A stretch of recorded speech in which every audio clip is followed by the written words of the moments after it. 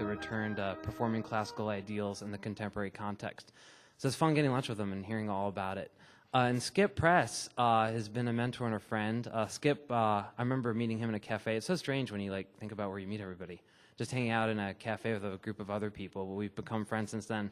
Skip, I had all of his books on my shelf before I knew who he was. But I all thought, because of his name, Skip Press, I thought the books were published by the press that was called Skip Press. And then I met him, and then I went home back to North Carolina a few times, and then it clicked one night. Wow, that's a person. That's the guy I met, Skip Press. So that all made sense. But Skip's books are great. He's got away with words. So check out all of his books on screenwriting, Hollywood, and philosophy of life, basically. Without any further ado, I'll let them take the show. Thanks so much, guys.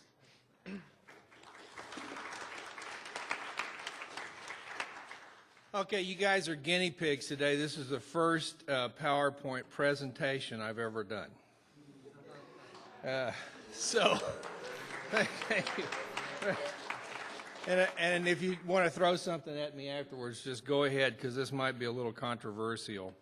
Over the past 3 years, due to domestic intranquilities, I sort of did a lot of study about a lot of things that I'd abandoned while I was happily married and just being a Mr. Mom.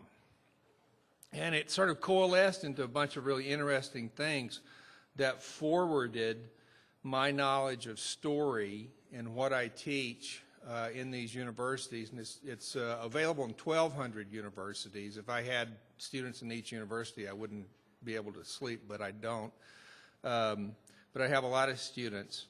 And so I try to accommodate all cultures and all philosophies and religions and things, sort of with the same open mind that Joseph Campbell had when he began. And we should thank the Great Depression, because that's why Joseph Campbell went and spent 5 years studying all these things on money that he'd saved up, and came up with this stuff that began as an English class that he taught at Sarah Lawrence University in Bronxville, New York. And then one of his students one day said, "My dad's a publisher, you should write a book." And that's how we got A Hero with 1,000 Faces. So this is a culmination of what I've learned from a lot of great people that I've never met, including Joseph Campbell and some other people. So here's the first one. I try to teach universal wisdom, like I just said, where everything is drawn from.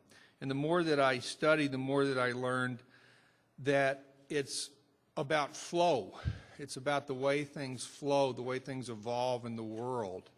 And, you know, the Pepperdine's mascot is the waves. So I think that's kind of appropriate for today. And I discovered this element in my screenwriting course called I call it the shaping force. It shows up in the middle of Act 1. And the reason that I came up with this is because I was trying to write a romantic comedy using the Joseph Campbell matrix and looking for a mentor, and it just didn't work in the story. And so I started looking at other movies and movie heroes like Indiana Jones, Sam Spade, and I thought, these guys don't have a mentor. But in the middle of Act 1, you start to know what the story is about. And great stories reveal themselves early in the answer to this question: what is the story about? And if you're a screenwriter, or even if you're a novelist trying to sell a novel and you can't tell somebody what the story's about, you're going to have a tough time. And I've also found that great writers learn to answer that question in their own lives, because our lives, every individual life in here is about something.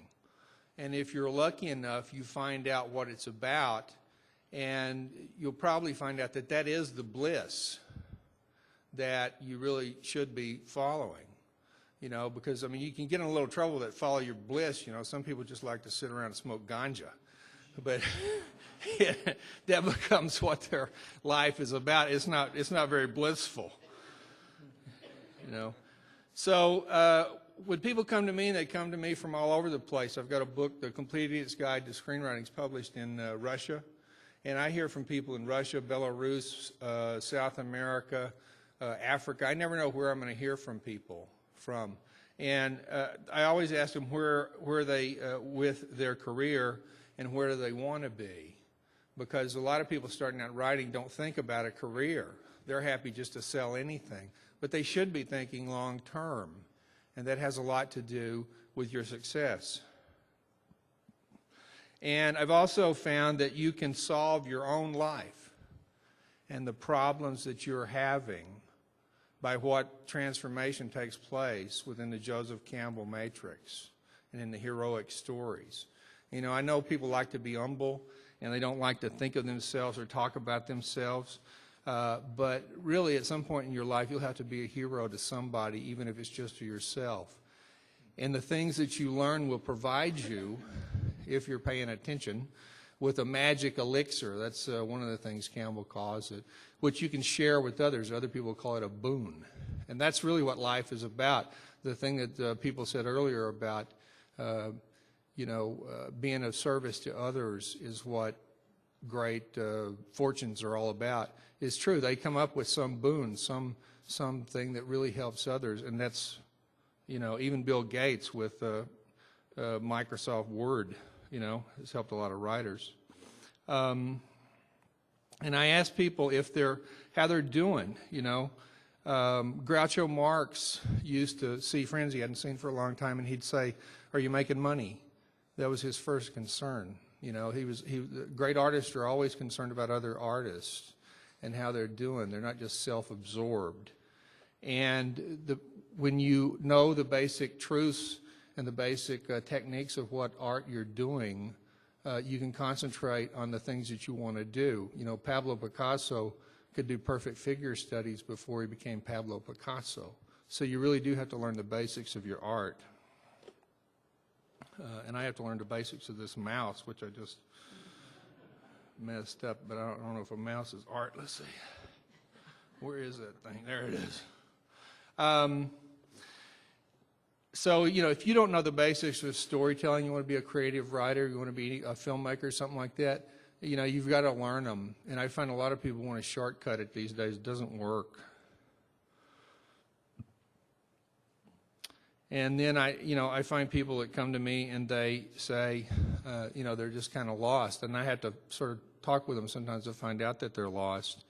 And you'll find that the great artists through the centuries didn't really always know what they were about. We know of William Shakespeare with 5 acts in his plays. Now, I don't know that he wrote plays with 5 acts. He wrote them based on when the people of the court wanted to take a break. Really, because a lot of these plays were performed at court. And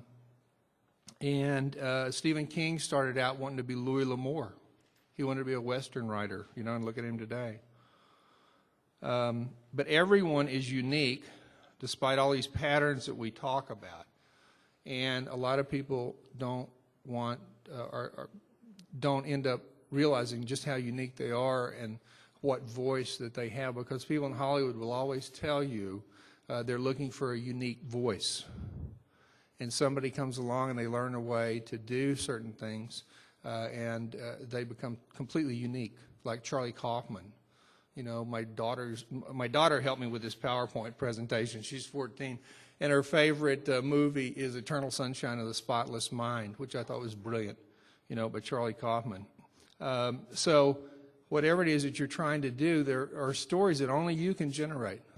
Nobody else in this world can come up with these stories, and if it speaks to enough of us, you will get somewhere.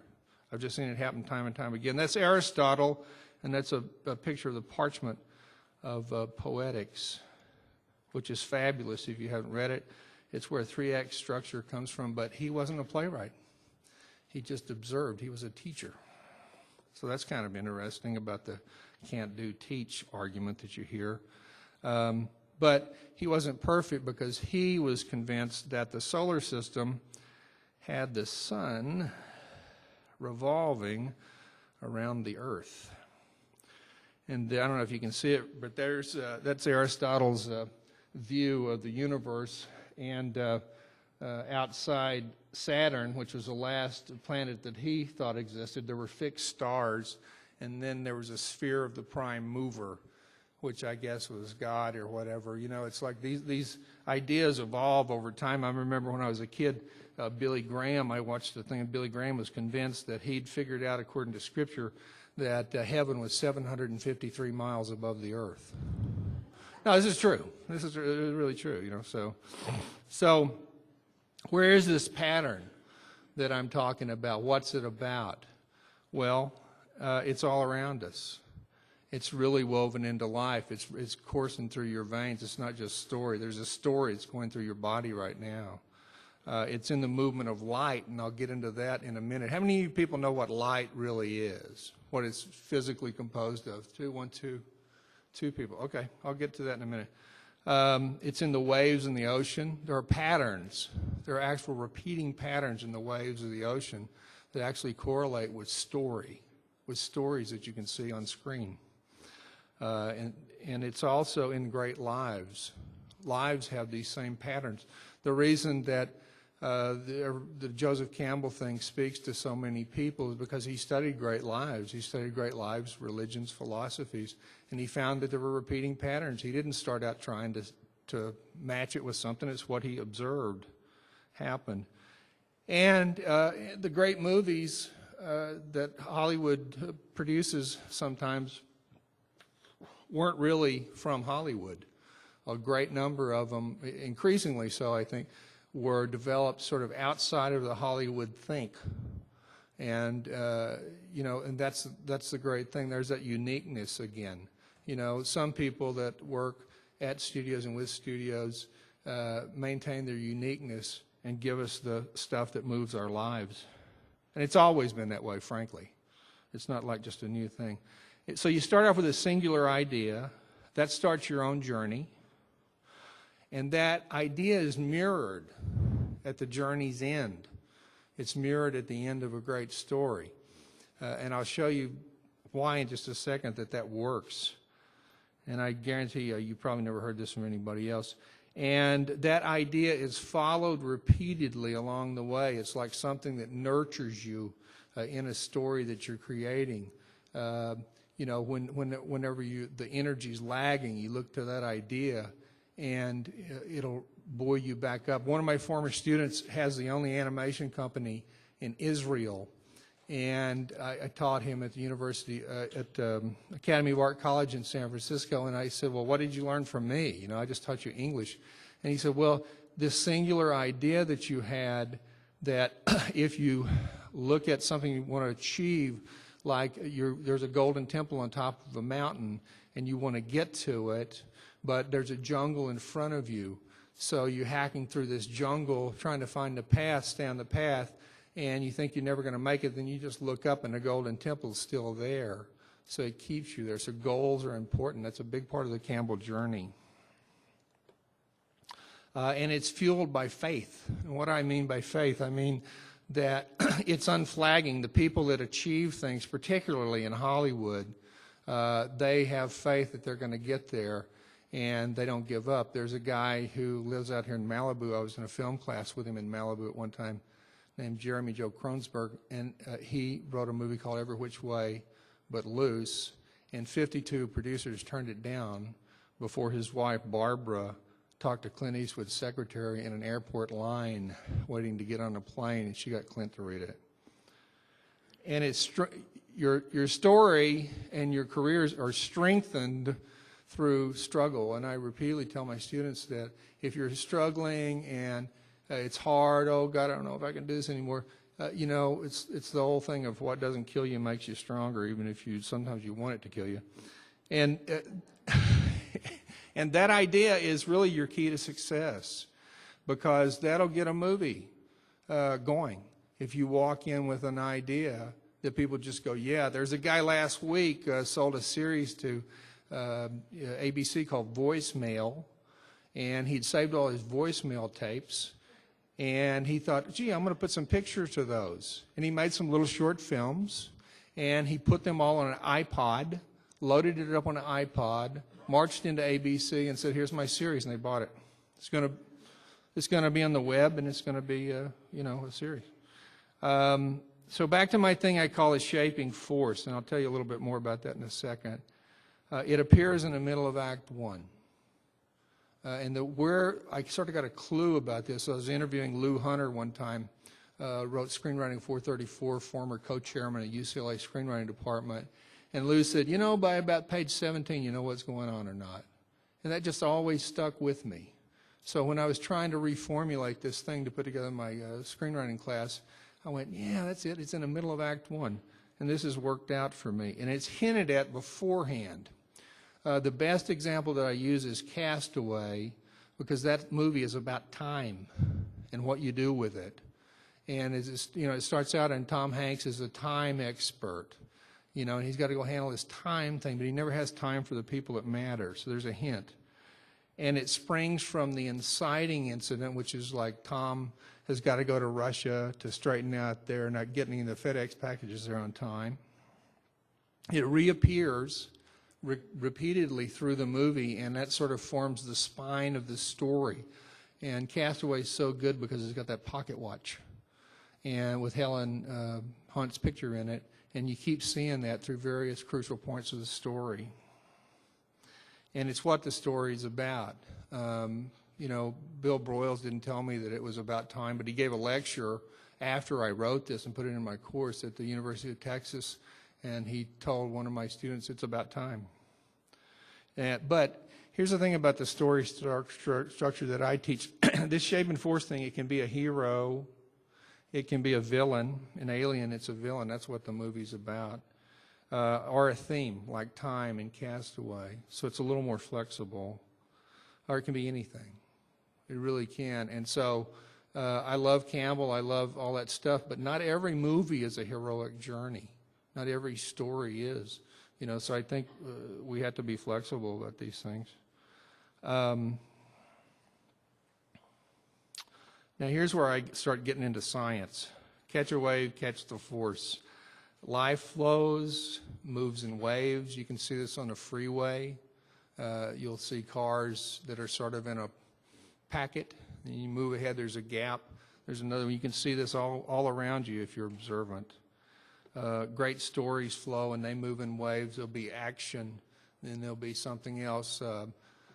Joel Silver believes you should have something blowing up about every 10 minutes, you know, something big happen. And, you know, his movies are pretty successful, you know. Ups and downs are natural, you know. Even though, you know, you want things to always be good, you know, the downs are okay. We learn from the downs. It's a resting point sometimes. And great stories mirror life's natural ride, and that's why we like them. And they enhance its dreams and emotions. And there's a pattern to this flow, which I'm going to get into. And we live these things. Okay, so this is an interesting guy. His name's R.N. Elliott. And the thing that you'll see on the right there is the Elliot Wave. It's ELLIOTT. And there's a website you can look up, ElliotWave.com. Curiously enough, in 1974, when I came to Los Angeles, I briefly lived in the house where Elliot was living when he came up with the Elliot Wave. Just one of those little odd life coincidences. There's his name, Ralph Nelson Elliott, and the Elliot Wave.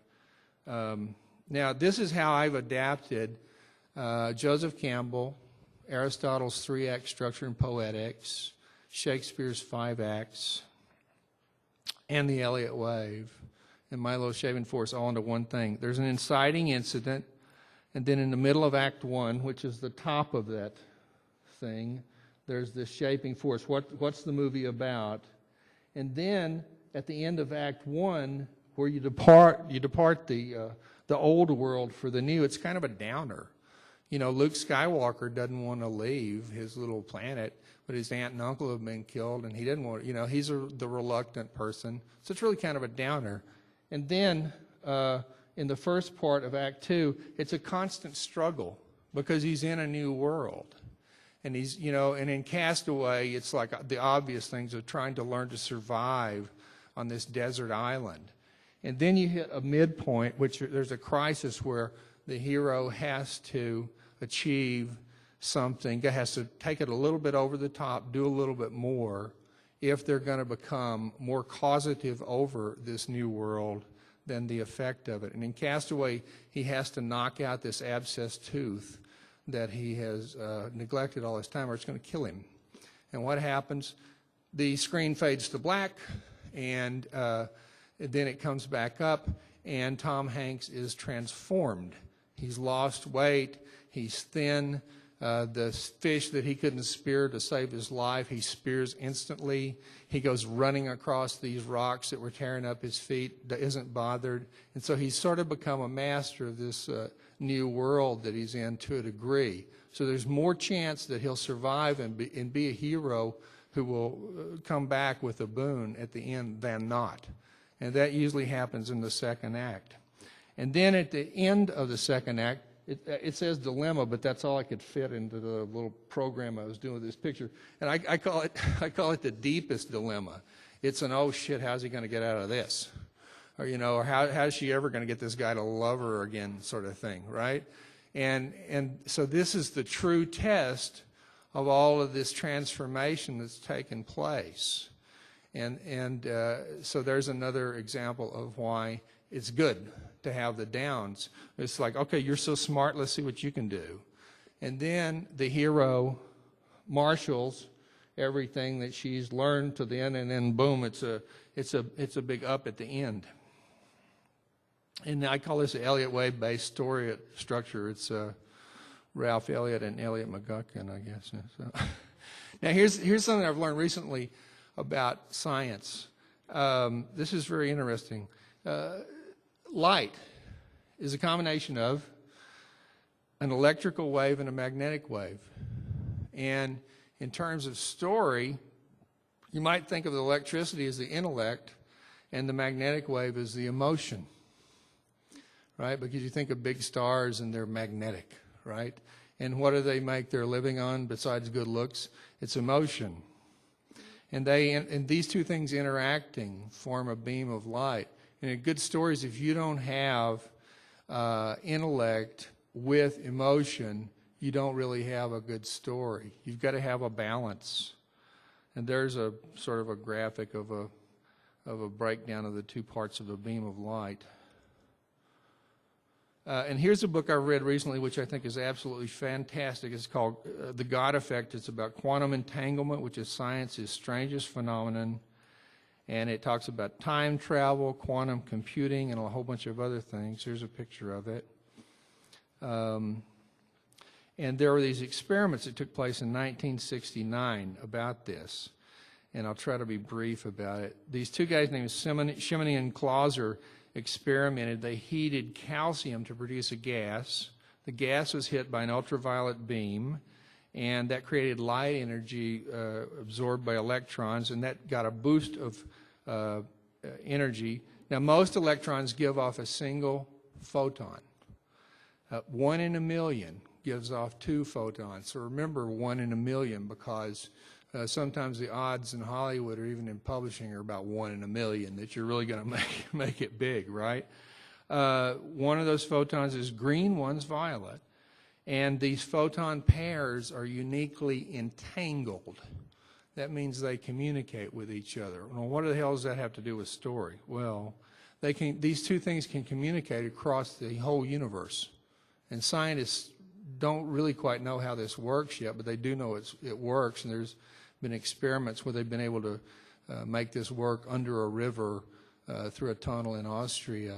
And we'll see quantum computing fairly soon. And it's based on this principle. Now, what happens is these two photons, you got one here and one here. They're on the other side of the universe, and they know what the other is doing. You know, maybe if some of you got a good relationship, you get that going on a little bit, right? Well, that to me sort of aligns with people who make it in Hollywood and people who make it in publishing and creatively and in entrepreneurs. The amount of energy of a photon depends on the frequency. And, you know, I don't have time to explain that a lot. Two photons together add up to the frequency of original light, so you don't lose energy. Because there's a unique thing about this two-photon thing that's given off. Now, when one of these photons is examined, contacted by another force or something, the spin of it decreases, and so it loses energy. So keep that in mind. Here's how it works story-wise. If you doubt the energy, if you doubt the strength of your original idea, it will decrease it. I see people do this in Hollywood. I see people who give up. And what they do is they'll run into opposition. They'll run into people that don't know what the hell they're talking about, which is fairly common in Hollywood. and they will then go into self-doubt. So they've examined this other idea. It's like here they are, and they've got this idea that they're putting out there. So it's like these two photons. And a photon's like a mirror of them or something, with their energy. They've got the idea in their mind and the idea they're trying to put in the world. They doubt this idea they try to put in the world. It decreases its value, and so it loses. The people that I know who have succeeded in Hollywood, somehow they never stop with this. They don't doubt it. They might have their downs, but they always come back up. Your original idea is usually the strongest because it generates the story and its details. I interviewed the guy that wrote, for one of my books, the guy that wrote Cocoon. And about 7 screenwriters got a hold of that. And then finally, they hired an 8th screenwriter who came to David Saperstein. And that guy said, David, I read your manuscript. He sold an unpublished manuscript. I think I'm just going to script that. And he said, okay. And so that's what they shot. So all these machinations in Hollywood, and they go back to the original, right? So don't doubt your basic original idea that really was the inciting incident of your story that got you started on trying to create this thing. Because losing your original vision decreases its power. You're handicapping yourself if you doubt it. Just a few more. Now, here's something. This might be a little controversial. There's a thing in the Bible about the Alpha and Omega, and it's the first and last letters of the Greek alphabet, and an account that Jesus said he was the Alpha and the Omega. There he is. And there's the things. Well, one thing about his life that I think we know for certain is that he never doubted his message. His message remained a constant throughout his life. I think that has something to do with what we have 2,000 years later. So, and that life is one of the lives that was, studied by Joseph Campbell. Mencius is the number 3 popularity philosopher of China. It's Lao Tzu, Taoism, and Confucius, and it's Mencius. I got this quote from a Wall Street Journal article. This is something Mencius said. He said, "Heaven, when it is about to place a great responsibility on a man, always first tests his resolution. It wears out his sinews and bones with toil, exposes his body to starvation, subjects him to extreme poverty, frustrates his efforts so as to stimulate his mind, toughens his nature and makes good his deficiencies. And men, for the most part, can mend their ways only after they make mistakes. Only when they are frustrated in mind and in their deliberations can they stand up anew. Only when their intentions become visible on their countenances and audible in their voices can they be understood by others." So, that's my message is, when you got this original idea, and it's an entrepreneurial idea that might change the world or even just make life better in your community, you're going to run up against opposition. You're going to have ups and you're going to have downs. So just get used to it. And when you get that opposition, you get those downs, don't sweat it because that's just natural. It's the way life flows. But if you maintain your idea and don't doubt it, it really breaks down to the basic science of the universe, and you'll probably get there. So that's what I've got to tell you.